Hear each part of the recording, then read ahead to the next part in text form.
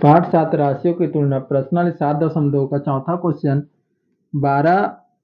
1260 रुपए का 5% वार्षिक ब्याज की दर से 2 वर्ष के साधारण ब्याज तथा चक्रवृद्धि ब्याज का अंतर ज्ञात कीजिए बोला है। देखो इसमें अब देखो साधारण ब्याज जुड़ गया, ठीक है। साधारण ब्याज का मान भी निकालना पड़ेगा तथा चक्रवृद्धि ब्याज का अंतर ज्ञात कीजिए। देखो चक्रवृद्धि ब्याज का अंतर माइनस साधारण ब्याज भी करना पड़ेगा, ठीक है। तो इसमें थोड़ा सा स्टेप बढ़ गया, बस सेम ही हल करना है फिर, ठीक है। दिया करके लिख लेना, हल दिया है, ठीक है। दिया उसे लिखते हैं, चलो।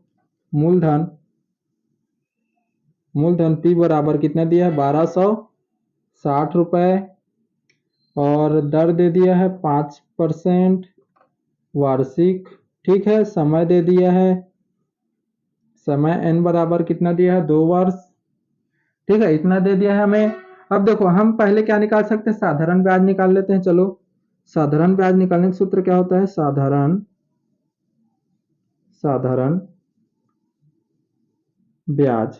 तो देखो इसमें अब हमें माइनस करना पड़ेगा, चक्रवृद्धि ब्याज माइनस साधारण ब्याज करना पड़ेगा, तो कुछ भी मान लेते हैं, ठीक है। इसको I1 मान लेते हैं, ठीक है, I1, ठीक है। साधारण ब्याज को क्या मान लिया, I1।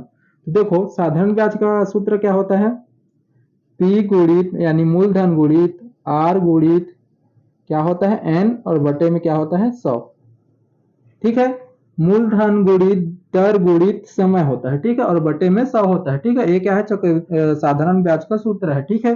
तो हल करते हैं, देखो तो क्या आ जाएगा, P का मान कितना है, 1260, R का मान 5% वार्षिक, और समय 2 वर्ष, और बटे में 100, ठीक है। जो कट रहे उसे काट देते हैं। अब चलो 5 दूनी 10, ठीक है।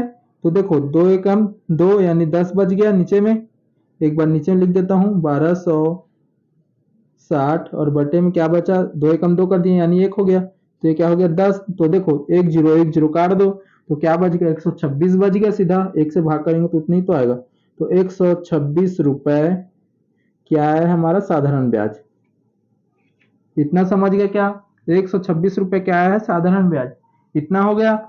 तो अब देखो अब क्या निकालेंगे, मिश्र धन निकालेंगे, ठीक है। चक्रवृद्धि ब्याज निकालने के लिए पहले मिश्र धन ज्ञात करना पड़ता है, पता है इतना तो चलो निकालते हैं। इसलिए सूत्र लगाते हैं डायरेक्ट, क्या है, मिश्र धन, ठीक है। मिश्र धन का मान निकाल रहे हैं, तो A बराबर P ब्रैकेट में 1 प्लस R बटे 100 बट घात में N, ठीक है। इतना हो गया। तो अब देखो ये इसका मान कितना है, 1260 रुपए मूलधन, 1260 1 प्लस R का मान कितना है, 5%, और ये बटे में 100, और एक घात में 2 वर्ष दिया है, ठीक है। इतना हो गया। ये 1260 गुणित, देखो 5 एकम 5 हो जाएगा, 5 दूनी 10 हो जाएगा, ठीक है। तो इसमें देखो एक स्टेप और बढ़ा लेते हैं, तो 5 एकम 5 और बटे में तो 20 हो जाएगा, घात में 2, ये 1260 ये क्या हो जाएगा, 20 एकम 20 और 21 हो जाएगा, 21 बटे 20 और पूरे की घात 2, तो ये 1260 गुणित, अब घात में 2 लगा यानी 2 बार गुणा कर देते हैं, ठीक है। 21 गुणित बटे में 20, इतना समझ गए क्या, ठीक है। इतना हो गया तो आप काट सकते हैं, देखो ए जीरो कट गया एक बार, ठीक है। इतना हो गया।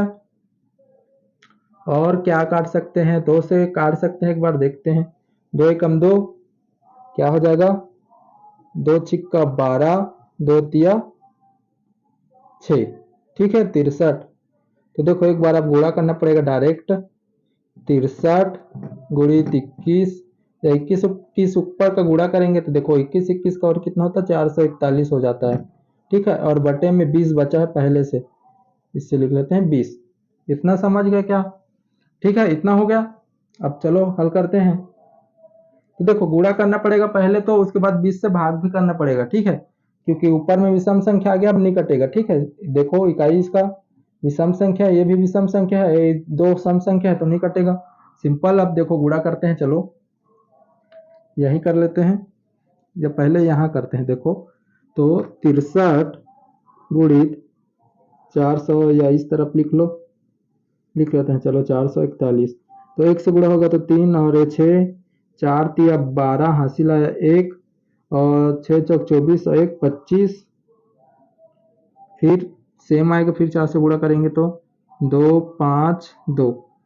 ठीक है, ये 3 और 6 2 8, 5 2 7, 2 5 और 2 7, और ये 2, इतना है 27,783। ठीक है, और अब इससे देखो, अब इसको क्या करना है, हमें इसे क्या करना है, 20 से भाग करना है। ठीक है, 20 से भाग करना है, तो देखो भाग करते हैं, यानी 2 से काटना है, सिंपल समझो।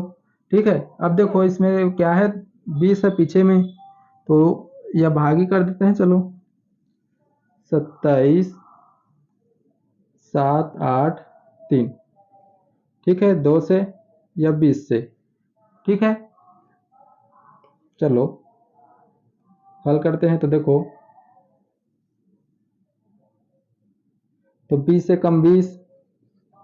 ठीक है, तो कितना बच गया, 7, 7 को उतारते हैं, 20 चौक 60, 20 चौक 60 हो जाएगा, नहीं 20 चौक 80 हो जाएगा, 20 तिया 60 हो जाएगा, 20 तिया 60। तो कितना बच गया, ये 7, 7 में 6 17, तो 8 आ गया। ठीक है, इतना हो गया। अब देखो, तो 20 6 दूनी 8 दूनी 16, तो यानी 8 आएगा, 8 दूनी 16 यानी 160। ठीक है, तो ये 8 आ गया, 7 से गया तो एक और इधर क्या बचा है, 3, 3 को उतार देते हैं। अब देखो 9 दूनी 18 होता है, यानी 9 आएगा। ठीक है, 180, और ये क्या बच गया, 3, और ये कट गया पूरा पूरा। ठीक है, तो देखो अब 3 कट गया, तो अब क्या करना पड़ेगा, दशमलव लेना पड़ेगा, दशमलव लेते हैं, ये हो गया 30, तो ये हो गया 20 से कम 20। ठीक है, तो ये क्या बच गया, 10। तो देखो एक जीरो बढ़ाएंगे तो क्या हो जाएगा, 20 पंचे 100। ठीक है, कट गया पूरा पूरा। ठीक है, कितना आया है देखो, उसको अब लिखते हैं, 1389.15। ये क्या हमारा मिश्र धन आया है। ठीक है, इतना समझ गए क्या। ठीक है, इतना हो गया। देखो ये क्या हमारा मिश्र धन आ गया। ठीक है, ये क्या हमारा मिश्र धन है, ए का मान। ठीक है, इतना समझ गया क्या। ठीक है, थोड़ा सा भाग करना पड़ेगा, इसे मिटाता हूँ। ठीक है, अब देखो इतना हमारा निकल गया है, तो अब क्या करेंगे, अब चक्रवृद्धि ब्याज निकालेंगे। चक्रवृद्धि ब्याज निकालने के लिए सूत्र क्या होता है, चूंकि सी आई, ठीक है, सी आई बराबर क्या होता है, मिश्र धन माइनस मूलधन। तो मिश्र धन निकालेंगे, कितना हो जाएगा, ये मिश्र धन कितना है हमारा, 13,989.15। ठीक है, माइनस मूलधन, मूलधन कितना है 1260, 1260। तो कितना आ जाएगा देखो, 1260 माइनस करना है, तो माइनस कर लेते हैं। तो इस तरफ देखो, 0 से 9 जाएगा तो 9 ही आएगा, 8 से 6 जाएगा तो 2 बचेगा, 3 से 2 जाएगा तो 1 बचेगा, और 1 1 से कट जाएगा, तो इस तरफ क्या आ जाएगा, 129.15। ये क्या हमारा चक्रवृद्धि ब्याज निकल गया। ठीक है, इतना समझ गए क्या।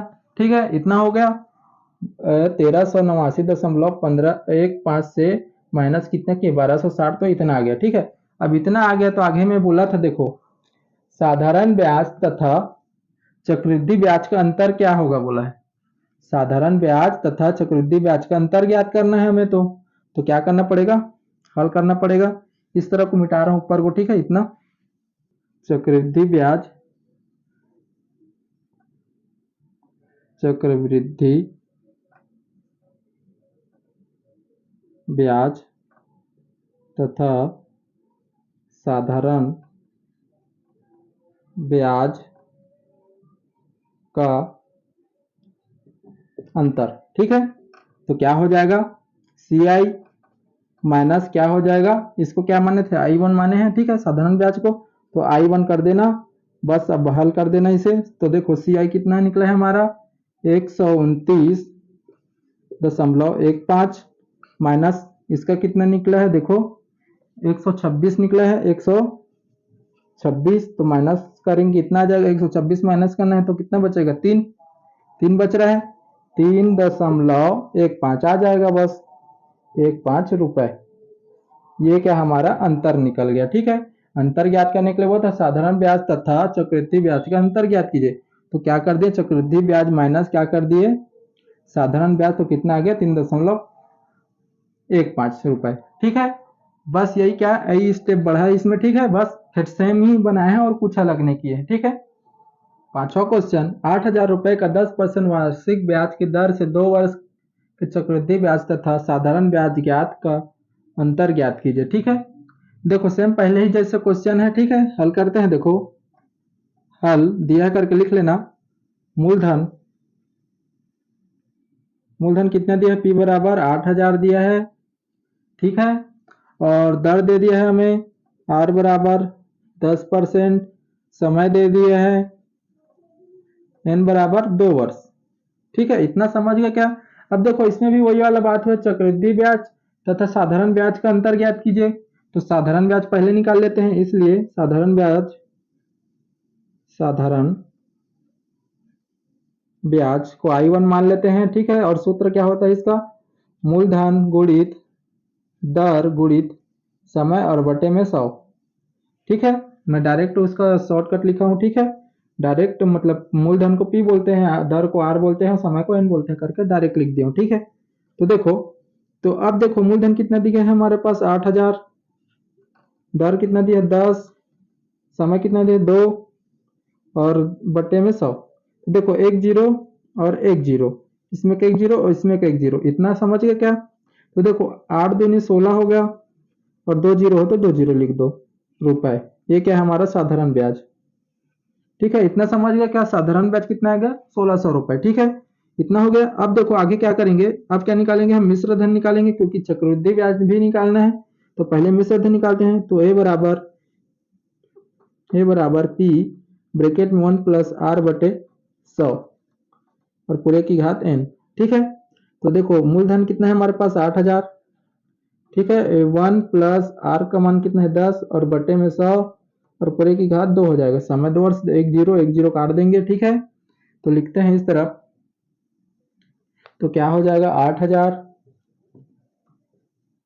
गुणा, तो देखो क्या बचेगा, एक प्लस एक बचेगा ऊपर में और नीचे में 10 और पूरे की घात 2।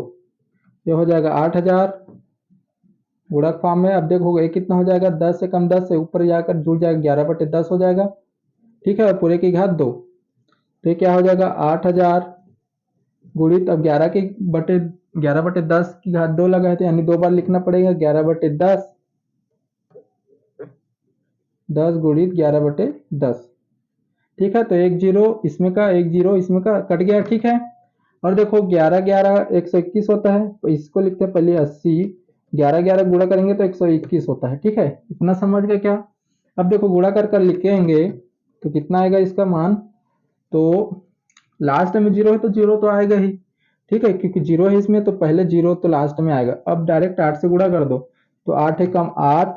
ठीक है, और 8 दूनी 16 का 6 हासिल है 1, 8 कम 8 1 9, तो कितना आएगा 9,680 रुपए। ये क्या हमारा मिश्र धन निकल गया। ठीक है, इतना समझ गया क्या। ठीक है, उतना निकल गया हमारा मिश्र धन ए। ठीक है, इतना हो गया। अब क्या निकालेंगे, चक्रवृद्धि ब्याज निकालेंगे। चक्रवृद्धि ब्याज निकालने का सूत्र क्या होता है, CI बराबर मिश्र धन माइनस मूलधन होता है। तो मिश्र धन अभी हम निकाले हैं 9,680 रुपए माइनस मूलधन कितना है हमारे पास 8,000 रुपए। ठीक है, इतना हो गया। अब देखो 9,000 से 8,000 घटाएंगे तो 1,000 बचेगा और इधर 680 है चिल्हर में, तो 6,080 मतलब 680, तो कितना हो गया टोटल 1,680 रुपए। क्या निकल गया हमारा चक्रवृद्धि ब्याज। इतना समझ गया। अब देखो आगे क्या बोला था हमें, चक्रवृद्धि ब्याज तथा साधारण ब्याज का अंतर ज्ञात कीजिए। ठीक है, तो चक्रवृद्धि ब्याज साधारण ब्याज का अंतर ज्ञात करना है हमें, तो लिखते हैं, इसलिए अंतर ज्ञात करना है तो अंतर लिख देते हैं, क्या CI यानी चक्रवृद्धि ब्याज माइनस I1। देखो साधारण ब्याज को क्या माने थे, I1 माने थे, तो ठीक है, तो I1 लिखे हैं। साधारण चक्रवृद्धि ब्याज कितना है हमारे पास 1,680 रुपए माइनस, और साधारण ब्याज कितने हैं 1,600 रुपए। ठीक है, ये 1,600 रुपए और इस तरफ देखो 1600 से 1680 से 1600 घटाएंगे क्या बचेगा 80 रुपये। ठीक है, ये क्या हमारा अंतर है। ठीक है, ऐसे ही हल करेंगे। ठीक है, सरल है। ठीक है।